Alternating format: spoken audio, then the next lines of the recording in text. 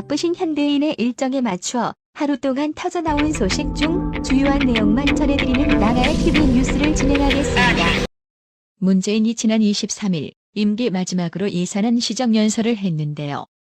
604조 원 규모로 확장 편성한 내년 예산안을 설명하고 국정 전반의 소회를 밝히는 자리였습니다. 현 문재인 좌파 정권 5년 만에 정부 지출이 50% 늘어 나라 빚은 처음으로 1,000조 원을 넘게 됐습니다. 문재인 좌파 정권은 임기 내내 빚으로 선심성 복지, 고용 예산을 증가시켜왔습니다.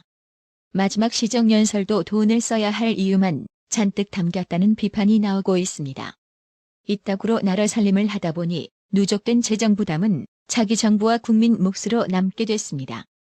진짜 돈질하라는 데만 혈안되어 뒷감당은 나 몰라라는 이런 양심불량 정권은 역대급 수준인데요. 해당 소식에 네티즌들 역시 한마디로 역대 가장 무식하고 무능한 사기꾼 정권, 역대 최악의 무능한 놈으로 기록될 것이다라는 내용의 댓글들을 쏟아내며 힐난했습니다. 지난 22일 유튜브 딴지 방송국 채널에서 이재명을 공개적으로 지지해 이낙연 지지자들로부터도 이재명 캠프로 꺼지라며 TBS 진행자 퇴출 요구를 처받고 있는 김어준, 결국 오세훈 서울시장이 정치 편향성 논란에 휩싸인 TBS의 예산 삭감 방식으로 대응할 것을 예고했습니다. 26일 서울시 등에 따르면 시는 출연기관인 TBS의 내년도 출연금을 삭감하는 방향으로 논의 중입니다. 오 시장은 예전부터 TBS의 정치 편향성 논란을 언급하며 대책을 고민했던 것으로 전해졌습니다. 오세훈 시장은 지난 19일에서 20일 열린 서울시 국정감사에서 TBS 라디오 김어준의 뉴스공장이 매우 자극적이고 재미를 추구하는 시사 프로그램 탈을 쓰고 있다라며 TBS가 정도를 건넨 방송이라고 보기 어렵다라고 지적했습니다. 그러면서 TBS의 정치 편향성 논란, 김어준의 뉴스공장 진행자 김어준 씨의 출연료 논란 등에 대해 다각도로 고민하고 있다라며 조만간 대책을 마련할 것이라고 예고했습니다. 노태우 전 대통령이 26일 향년 89세를 일기로 별세했는데요. 삼가고인의 명복을 빕니다. 근데 말입니다. 5월 단체는 노태우 전 대통령이 5.18 민주화운동을 무력 진압한 것을 직접 사죄하지 않은 것을 언급하며 국립묘지 안장 반대 의사를 밝혔는데요. 아니, 제발 정도껏 지랄 좀 하세요. 니들이 뭐라고 아무 곳에서나 감나라 배너라 하고 지랄들 하시는지 진심 이해가 안 되는데요. 국가적, 사회적 갈등만 조장하는 게 니들이 할 일입니까? 지나치게 유별나서 너거들과 다르게 생각하는 반대쪽 사람들의 시선이 그래서 곱지 않은 겁니다. 이뿐만이 아닙니다. 한 발 더 나아가 광주시장은 윤석열의 전도한 발언을 문제 삼아 광주 출입을 금한다고 밝혔다는데요. 갈수록 이 동네 참으로 이상합니다. 이제 광주를 방문하려면 확실히 광주시장이 발급해주는 비자가 있어야겠군요. 한편 윤석열 전 총장은 박정희 대통령 서거일인 26일 박정희 대통령의 위협을 기리고 본받아 대한민국 제도약을 이뤄야 한다고 밝혔습니다. 윤석열 전 검찰총장은 이날 페이스북에 박정희 대통령 서거 42년이 됐지만 지금 우리는 이 감옥의 열매를 따먹으며 산다며 이같이 말했습니다. 이어 세계 최빈국의 하나였던 한국이 오늘날 세계 10위권의 선진국이 된 기적은 박정희 대통령께서 우리도 할 수 있다는 자신감을 심어주고 국민과 함께 나갔기 때문에 가능했다고 적었습니다. 그러면서 윤석열 전 총장은 어느 나라나 역사적 인물의 공과는 있게 마련이다. 박정희 대통령의 그림자도 있지만 우리는 이분의 위협을 기리고 본받아 대한민국 제도약을 이루어야 한다고 말했습니다. 특히 코로나 국난을 맞아 우리나라가 이 정도로 대처할 수 있는 것은 세계가 부러워하는 선진 의료 시스템 덕분인데 이것은 박정희 대통령께서 최초로 시행한 의료보험 제도를 빼고 생각할 수 없다면서 다시 한번 거인의 숨결을 느끼면서 숙연한 기분이 든다고 했습니다. 홍준표 의원이 이재명 더불어민주당 대선 후보와의 양자 대결에서 지지율 50%를 넘겼다는 여론조사 결과가 26일 발표됐습니다. 여론조사 공정위 데일리한 의뢰로 지난 22일부터 이틀간 전국 성인 1,002명을 상대로 가상 양자 대결을 실시한 결과 홍준표 의원은 50.9%의 지지율로 35.3% 이재명 후보를 오차 범위 밖으로 밀어냈습니다. 격차는 15.6%포인트입니다. 윤석열 전 검찰총장의 경우 이재명 후보와의 양자 대결에서 45.9%의 지지율을 얻어 이재명 후보 39.1%에 앞섰지만 격차는 지난주 12.8%포인트에서 6.8%포인트로 줄었습니다. 특히 이번 여론조사에서 눈에 띄는 점은 원희룡 전 제주도지사도 이재명 후보와의 양자 대결에서 44.4%의 지지율을 기록해 39.3% 이재명 후보를 제쳤습니다. 다만 우파 지지층으로부터 배신자 닉네임이 찍힌 유승민 전 의원은 37.4%대 39.9%로 이재명 후보의 오차 범위 이내에서 열세를 보였습니다. 이재명 전 지사가 조직폭력배에 돈 20억 원을 받았다는 주장을 제기한 국제마피아파 조직원 박철민 씨가 옥중에서 추가 증거를 공개했습니다. 박철민 씨는 26일 법률대리인인 장영하 변호사를 통해 공개한 사실 확인서에서 보복이 두려워 이재명 대선 후보에게 정권을 맡기신다면 단언컨대 조폭 정권이 될 것이라고 주장했습니다. 박철민 씨는 이날 이재명 전 지사에게 전달했다는 돈 다발 사진을 추가로 공개했습니다.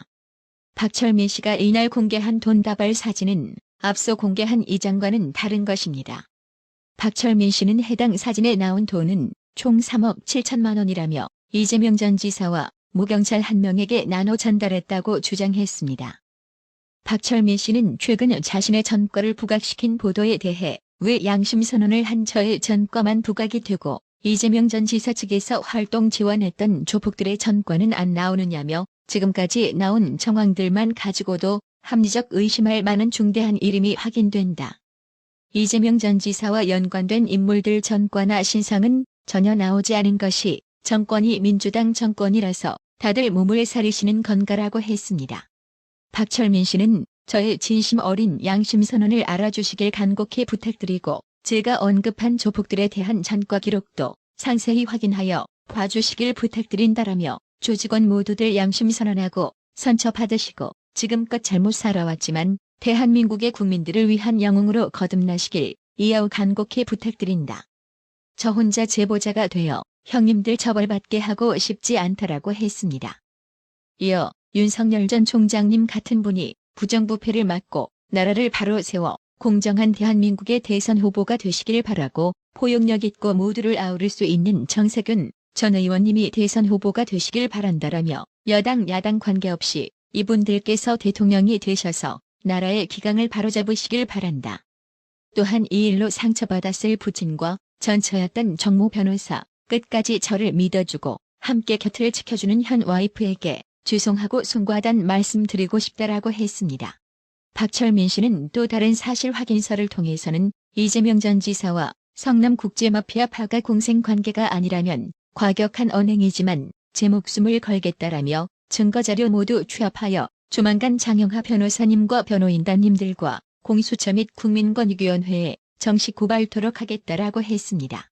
박철민 씨는 그리고 말도 안 되는 얘기들로 음해하시는 여당 국회의원 분들 정식으로 명예훼손죄 및 개인정보 유출로 고발토록 하겠다라며 도지사님께서 가장 믿고 있는 국제파 조직원들 중 한 명의 녹취록도 다 확보했으니 기다리시라. 저는 이번 수감 생활 끝나면 일식 기술 배워서 술집하면서 평범한 가정 꾸리고 살고 싶다. 이 사건을 제보함으로써 아무것도 얻고자 하는 것도 조건도 없다라고 했습니다. 지금 공수처의 행보가 아주 우려스러운데요. 윤석열 전 검찰총장의 고발 사주 의혹을 수사 중인 공수처가 지난달 10일 손준성 검사의 자택과 대구고검 사무실 등을 압수수색했습니다. 또 공수처는 지난달 4일부터 손준성 검사에게 피의자 신분으로 조사를 받을 것을 수차례 요구했지만 불응한다는 이유로 20일 법원에 체포영장을 청구했다가 기각됐습니다.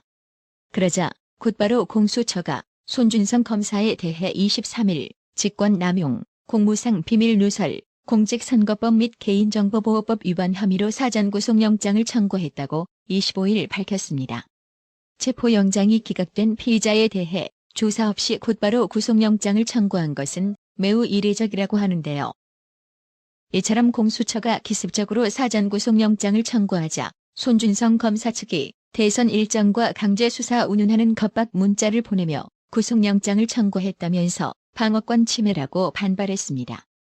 아울러 구속 전 영장실질 심사를 하루 연기해달라고 요청했으나 공수처가 입장을 바꾸지 않아 26일 예정된 심사에 출석할 예정이라고 밝혔습니다. 손준성 검사 측 변호인은 25일 입장문을 내고 소환을 통보하면서 피의자나 변호인에게 피의 사실 유지도 제대로 알리지 않는 등 위법하게 절차를 진행했다며 피의자 조사 등 취소안의 절차도 준수하지 않은 채 구속영장을 청구한 것에 우려와 유감을 표명한다고 밝혔습니다. 손준성 검사 측 변호인은 이제껏 어느 수사기관의 어떤 수사에서도 대선 경선 일정을 이유로 무리하게 출석을 종용하며 아무런 조사 없이 구속영장을 청구한 사례는 없다며 공수처가 정치적 중립 의무를 저버리고 명백히 야당 경선에 개입하는 수사를 하겠다는 정치적 의도 때문에 피의자의 방어권이 침해되는 것은 있을 수 없다고 지적했습니다. 대한변호사협회 역시 공수처의 손준성 전 대검 수사정보정책관에 대해 구속영장을 청구한 것과 관련 규칙과 규율을 무시하고 피의자의 방어권을 보장하지 않으며 이례적으로 인신을 구속하는 영장을 거듭 청구하는 기본권 침해 행위라고 강하게 비판했습니다.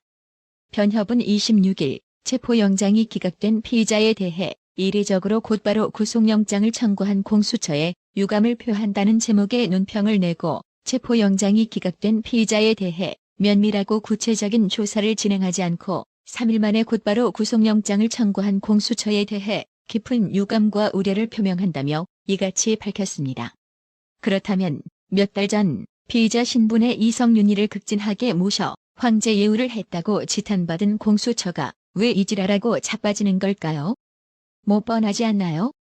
대놓고 정치 개입하는 꼬라지 애들도 정권 바뀌면 모조리 깜빵 1순위일 겁니다. 나라의 TV는 구독료 후원으로만 운영 유지되고 있으니 구독자님들의 따뜻한 정성이 필요합니다. 항상 뉴스 전달 방식에 노력하는 나라의 TV가 되겠습니다. 구독 그리고 알람 설정, 뉴스 영상 내용이 좋았다면 좋아요를 클릭해주세요.